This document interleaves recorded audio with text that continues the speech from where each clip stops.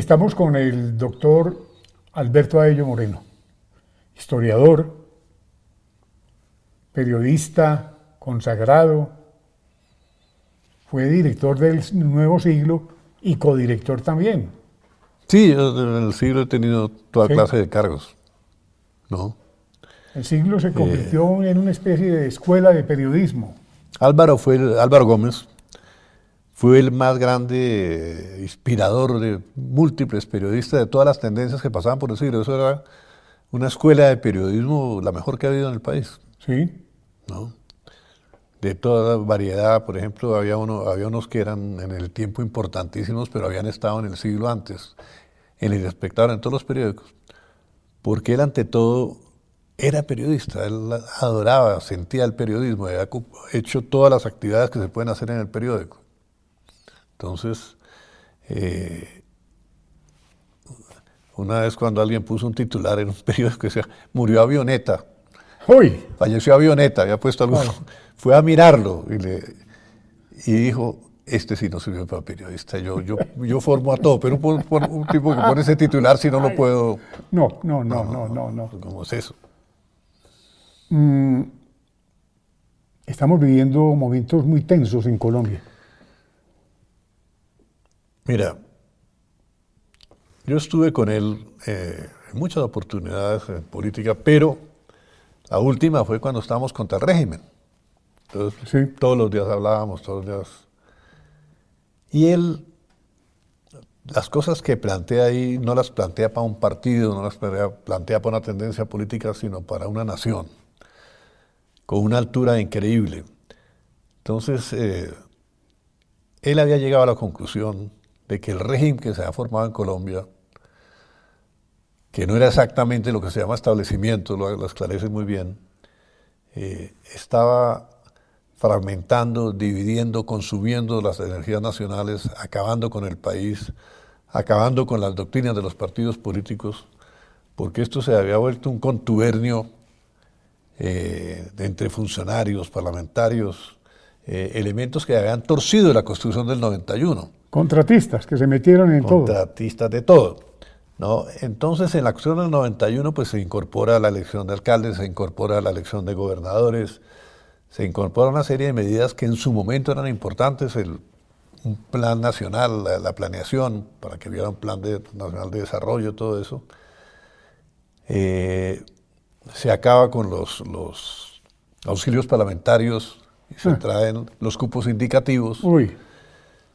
Y resulta que ese esfuerzo por limpiar la política que hizo Álvaro Gómez en esa constituyente, a la que él no fue el que la convocó. Él cuando se entera, habían pactado con el M-19, el presidente Gaviria, López y todo eso, la constitución, era una constituyente. Me acuerdo que yo escribí un artículo en El Tiempo que me ha pedido Hernando Santos. Sí, es que de eso quería preguntarle. El secretario general de esa constituyente era el doctor Jacobo Pérez Escobar, que vive. Como 98 años. 98 años. Es que yo vi el programa tuyo con él, muy bueno. Sí, entonces uno se pregunta, bueno, ¿a él por qué no lo dejaron entrar al recinto? Estuvimos aquí hace un momento con uno de los relatores, Fernando Barrero Chávez, que estuvo 150 días Sí. con sus noches pendiente de todo. Él obviamente pues conoce muchas cosas al interior de la misma, pero usted me tiene un secreto que yo quiero escucharlo de parte suya. Álvaro Gómez, ¿por qué firmó ese papel en blanco? ¿Qué pasó? Porque esto, dice Jacobo Pérez aquí, que esto es un papel firmado en blanco. Sí, eso. No, y en ese momento salió en la prensa que se había firmado en blanco, porque no lo tenía Jacobo Pérez Escobar y que no le había entregado. A mí me contó Carlos Lleras de la Fuente que él había conseguido que le aprobaran un artículo. Pero ¿cómo era para que le aprobaran un artículo? Tenía uno que hablar con uno de los convencionistas y con el otro invitado a almorzar y tal, y él a cambio decía que uno tenía que aprobar el de él. Por eso esa constitución es tan larga, porque el uno metió, por ejemplo, El actual canciller metió un artículo sobre el Magdalena, metió una serie de cosas que... Horacio Serpa. No, no, sí, Horacio, pero también Leiva también estuvo en ese artículo. No, es que él era constituyente. Sí, y además, por ejemplo, que los de la televisión no los podían cambiar, ¿no? Cosas Ya. que normalmente no está en una constitución, pero bueno, esto la pusieron, y otro votaba porque él le apoyaba un artículo. Ese fue el sistema. Con excepción de algún artículo que promovió Álvaro, que promovió algún personaje importante, pero en general fue así. Inclusive hubo un amigo mío, Cajiao, ¿te acuerdas de él? Que fue el primer secretario, fue Cajiao. Y Cajiao se enfermó, él estaba en el salón ese que hay cerca del Tequendama, donde se reúnen los convencionistas, y eso era como en un sótano, y el aire acondicionado que había lo afectó y se murió. Nadie sabe que ese fue el héroe, el primer héroe que tuvo esa constitución, y el último fue él. ¿No? Gran persona. Álvaro Cajiao, que lo había puesto el doctor Gómez ahí. Entonces, el hecho es que Álvaro Gómez no participa en la convocatoria de la constituyente, ¿no? Él se encuentra con que la convocan Gaviria, el MS9, Alfonso López Miquelsen y otros. Y yo escribo un artículo, como te digo, que me pide Hernando Santos, en contra de modificar la Constitución del 86, porque a mí me parecía que era un gran logro de la jurisprudencia colombiana, que había sido muy buena esa Constitución, todavía me sigue pareciendo. Y entonces Álvaro Gómez, no, me llamó Raimundo Miriana. No, mire, que el jefe quiere que hablemos tal. Entonces fuimos a almorzar los tres y me dijo, mira, yo estoy de acuerdo con todo lo que has escrito ahí, yo puedo firmar ese artículo también, pero te quiero dar una información. Sí, doctor, ¿cuál? Esa constituyente ya la pactaron, y si no, yo, de pronto hasta me hacen la revolución allá. Mira esa frase. Y si él no hubiera estado, y se la hacen. Entonces, él fue ahí a pelear unos principios, a salvar algunas cosas, que fue lo que logró hacer. Pero él se dio cuenta que ya cuando la ponen en práctica, él lo que quería era limpiar la política, ahí quería contribuir a acabar un poco el régimen, por eso la planificación, por eso una serie de normas de ese tipo. Pero los tipos, en la primera elección, eligen gente muy buena, un Pardo Llada, aquí en Bogotá, el doctor Mocus, hay gente nueva, gente que no se conocía, gente con buenas intenciones, pero ya para la segunda tanda y la tercera se organizan todos, las viejas maquinarias políticas, sin importar los partidos ni nada, entonces a poner gobernador, a poner alcaldes, a tomarse las armas, a tomarse todo, y el clientelismo, pero ya en la enésima potencia, se apodera del país. Es decir, o sea, lo que él llamaba el régimen, queda dueño del país. Inclusive hay una maniobra muy interesante, y es que al amigo Navarro, que era uno de los constituyentes más importantes ahí, se reúne con el doctor Alfonso López Miquelsen y con el presidente César Gaviria, y le dicen, hombre, vamos a hacer un arreglo político, ¿no? Y es que estos constituyentes no pueden ser candidatos en las siguientes elecciones. Pero no se preocupe, a usted le vamos a dar una lotería, se la dieron. Le vamos a dar el Ministerio de Salud, se lo dieron. Le vamos a dar una serie de consulados, una serie de cargos. A Navarro le dieron, el Ministerio de Salud. Todo eso se lo dieron. En cabeza de él. Claro, en cabeza del mismo, ¿no? Que él había ganado un cierto prestigio con su actitud de la constituyente, pero entonces pactan eso, ¿para qué es que lo pactan? Para acabar con Álvaro Gómez. Porque con el impulso que llevaba Álvaro Gómez, si era candidato presidencial en la siguiente legislatura, él estaba elegido, porque en ese momento la gente de derecha, de izquierda, de centro, todo veía como que era el estadista. Pero en la política los efectos no son solamente inmediatos. A veces muchas medidas que toman, como pasa en economía, 10, 15 años después tienen efecto. En este caso, tuvieron efecto mucho más adelante. Y es que mientras le cierran el paso a un estadista, a un hombre que tenía en su mente todo el criterio de cómo se debía modernizar el país, cómo se debían modernizar las instituciones, cómo debíamos movilizar el desarrollo. Él era desarrollista, como lo llamaban, tratando de perjudicarlo con decirle desarrollista, cuando lo que había que hacer crecer la economía, avanzar, todas las cosas.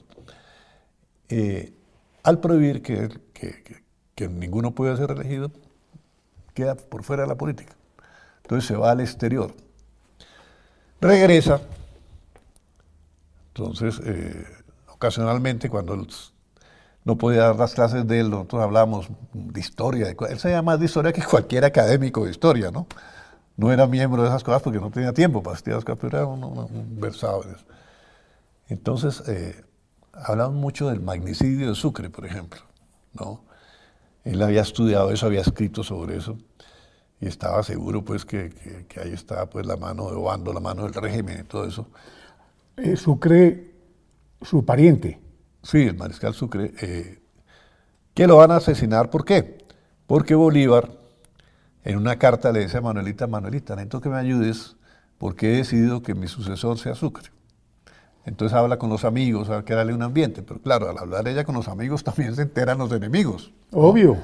Y entonces, fuera de eso, para colmo de males, Sucre estaba en la gloria porque él derrota una invasión peruana que hay acá en Colombia, en la Portete de Tarqui, derrota a la MAS, derrota a todos los personajes más importantes, a Gamarra. El problema con Gamarra era grave porque las malas lenguas allá en Lima, que son terribles como en todas las ciudades hispánicas, decían que Bolívar había enamorado a la mujer de Gamarra. Lo que sí se sabe y se dice, ¿no?, es que Y no, Manuelita llegó un día a Palacio y ella tenía que darse a conocer que llegaba para poder pasar ante la guardia, ¿no? Pero ese día como que el guardia se estaba distraído, siguió derecho y Bolívar por los taconazos se dio cuenta que era ella. Entonces le alcanzó a decir a la amiga con que estaba, ella alcanzó a saltar de la cama y se llevó la ropa y tal para cambiarse en otro lado y se le quedó un zarcillo. Ese zarcillo quedó en la almohada y era un zarcillo de diamantes que no lo tenía cualquiera. Una mujer muy elegante y bella. Entonces Manuelita cuando entra, irrumpe ahí, ve el zarcillo y se va brava con todo. Única vez en su vida le arañó la cara. a Bolívar. Y Bolívar tenía que al día siguiente instalar el Congreso, no lo pudo instalar. Ella le hizo las curaciones y tal, pero son las heridas del amor que deja el amor, a veces de heridas terribles. Y grandes. Y grandes, grandes. Bolívar era Bueno, corajería. Bolívar la amaba, es decir, Bolívar había jurado no volverse a casar, Sí. entonces él acordado que eran amantes, ¿no? Y se amaban y eso, y toda la correspondencia está, y toda la vida de ellos está. En ese momento eso era un acto también de cierto valor porque había mucha censura religiosa, mucha censura social, entonces no era fácil tampoco, ¿no? Y la gente dice que no respeta a sus líderes, pero se mete en la vida privada de los líderes. Entonces la gente quiere saber todo lo que pasa en la vida íntima del líder. Entonces obviamente lo que pasaba con Bolívar estaba en la Cancillería de Londres, en la Cancillería de París, en Washington, ¿no? Entonces es una cosa tremenda. Bolívar fue traicionado. La noche septembrina es algo que... Bueno, ahí es cuando uno ve algo que yo con Álvaro no tuve oportunidad, con el doctor Álvaro no tuve oportunidad de verlo. Me di cuenta después que ese régimen de que él hablaba Sí, ya se establece en los tiempos de Santander, porque mientras Bolívar estaba en Lima, entonces Santander le da a su compañera la concesión de las minas de sal, que es una cosa que no es normal, que era la cosa la fuente de ingresos más importante que había acá, ¿no? Le da a una serie de amigos de él, los Arrula, de personajes como estos, todos, que vayan a, bueno, ya sea, pero eso ya sea, tenía también la aprobación de Bolívar, que vayan a Londres a tratar de conseguir un empréstito, porque después de las guerras los países quedan quebrados, entonces necesitábamos plata para funcionar. Y